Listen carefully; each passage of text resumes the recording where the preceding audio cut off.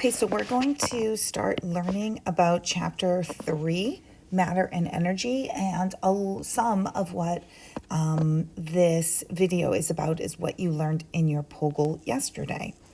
So the first question here is, what is matter? And you can see that there is two pictures here. One is of isopropyl alcohol molecules, and one is the aluminum in an aluminum can.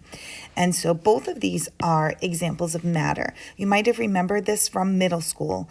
Matter is defined as anything that has mass and takes up space. And atoms or molecules are two of the smallest units of matter. Two of the smallest, not the smallest. An atom is the smallest particle of an element, right? So all the particles in the aluminum can are the same. They're all aluminum atoms. Molecules are the smallest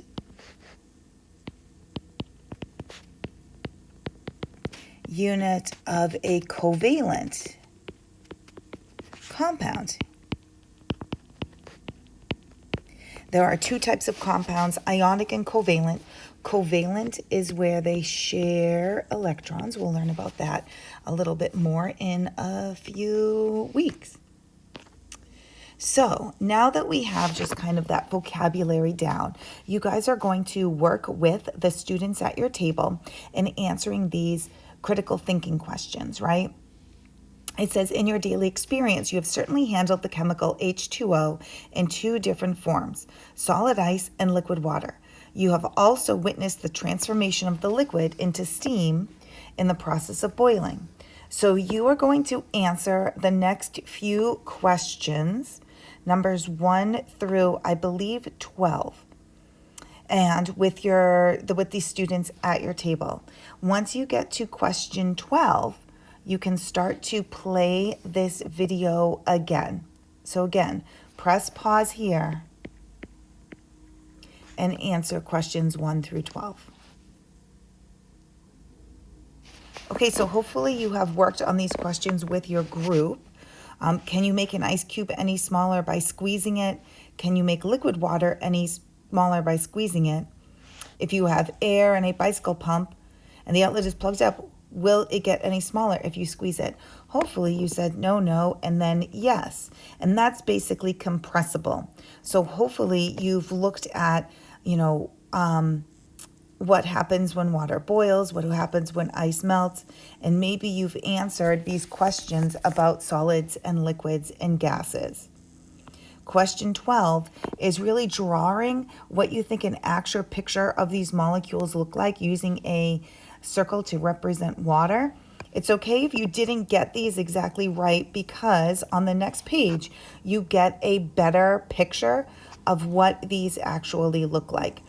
So in a solid, you would want to see the particles in some sort of geometric pattern very close together and not filling up the space. In a liquid, you would see the particles are filling up the bottom.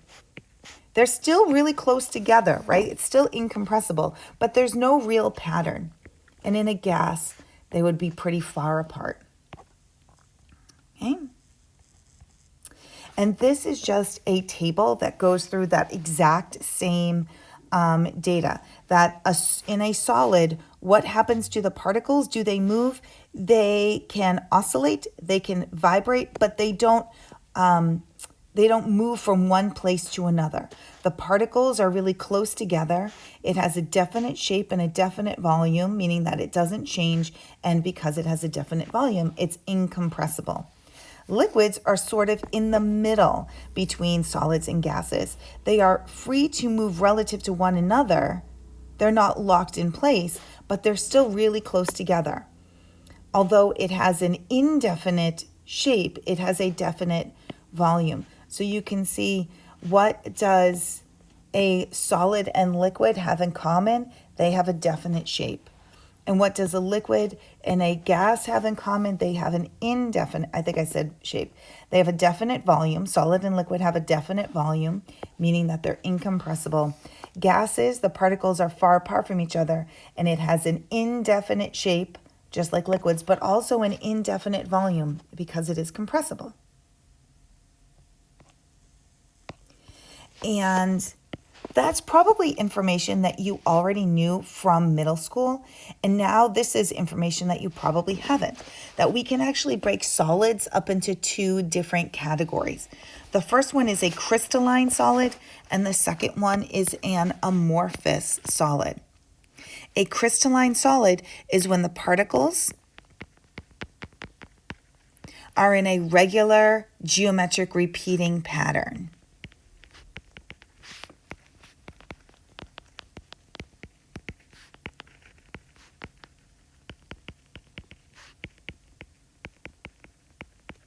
And the examples of this are any ionic compound like salt, also like table sugar would be an example of a crystalline solid. Literally, if you look at it and it looks like little crystals, it's probably a crystalline solid.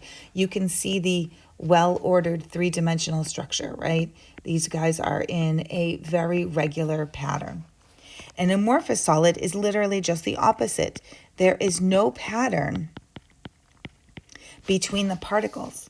And because there's no pattern, there's no long range order, there's lots of different attractions between them.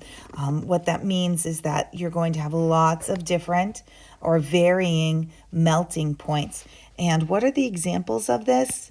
There aren't too many, but the biggest one is glass.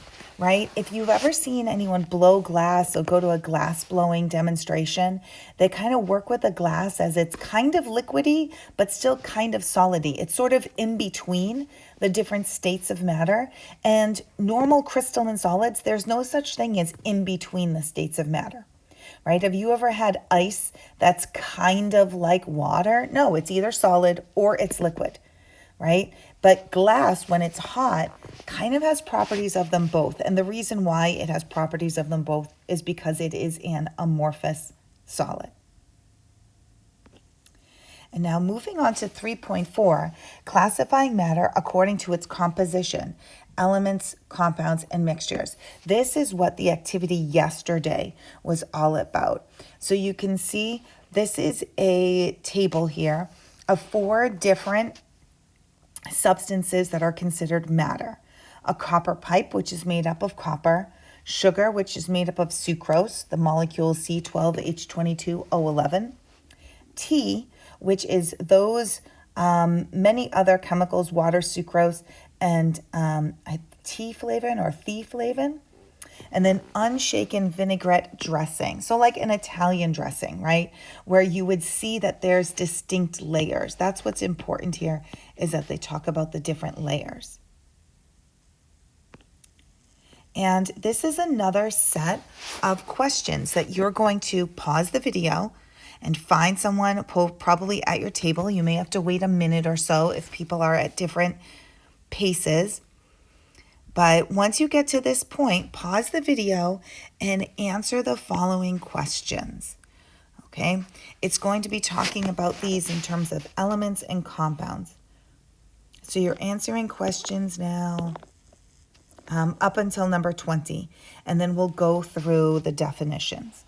Okay, so go back, start at question 13, pause the recording, answer 13 through 20 with your table mates, and then restart the recording. So hopefully you've done this with your table mates and you've noticed that which of the following samples in the table contains only one element, and that's copper. Which only contain one item in its, which of the samples in the table contain only one item in the list of contents? That's the that's the copper and the sucrose. And that is what's telling us is, or that's what is defined as a pure substance, right? And you can see, does something have to have only one element to be a pure substance? No, the sugar was made up of more than one element. But then you can see 2 of the samples, the tea and the salad dressing are mixtures. And then this is going to ask you, what is the difference between them, right? If you're looking at salad dressing, or if you're unshaken vinaigrette salad dressing or tea, what is the difference between them? And then this is helping you figure out the definition of these terms. Homogeneous, same composition throughout. Heterogeneous, the composition varies from one place to another. You probably figured out that tea is homogeneous and the salad dressing is heterogeneous. Okay, so a homogeneous mixture, right? That prefix homo, like you can be homozygous or heterozygous, right? Remember, if you're homozygous, you would have two of the same allele for those, right? The homogeneous mixture is where it's the same throughout.